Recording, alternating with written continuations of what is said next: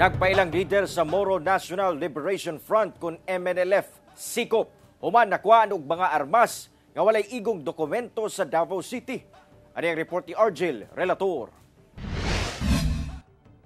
Sniper rifle, M16 rifle, homemade shotgun ug upat ka 45 baril ang nakumpiska ato sa pagsilbi og search warrant sa mga sakop sa Baguio Police Station ngadto sa Gambalay sa usa ka alias Arthur sa Barangay Carmen, Baguio District, Davao City, Sabado sa kadlawon.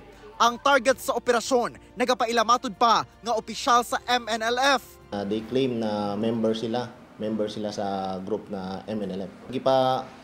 Gipa subaybay na nato na sir kay natay mga reports from previous months pa sir na naatay nadungog diya sa barangay na naay grupo na ga uniform sila, ga form, then murag naay community nila diya.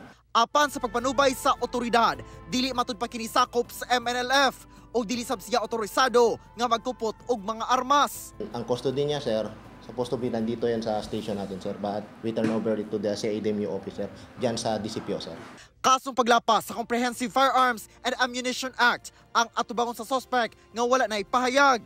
Sumala sa Barangay Council, dugay-dugay na matud pa ang maong grupo sa ilang lugar.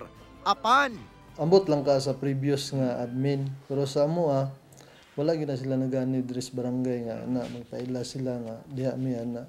Ang among security diri dili man gyud ingon nga naghatag na sila kayong problema kay wala na ingon nga nagsuroy-suroy nga nagdala gyud armas. Ginapakusgan karon sa kapulisan ang operasyon kontra loose firearms sanglit posible kini nga magamit sa pagbuhat og krimen, ilabi pa nga dunay paabutay nga eleksyon. Kauban si Metro Awing sa kamera. Ako si Argel, relator para sa One Mindanao.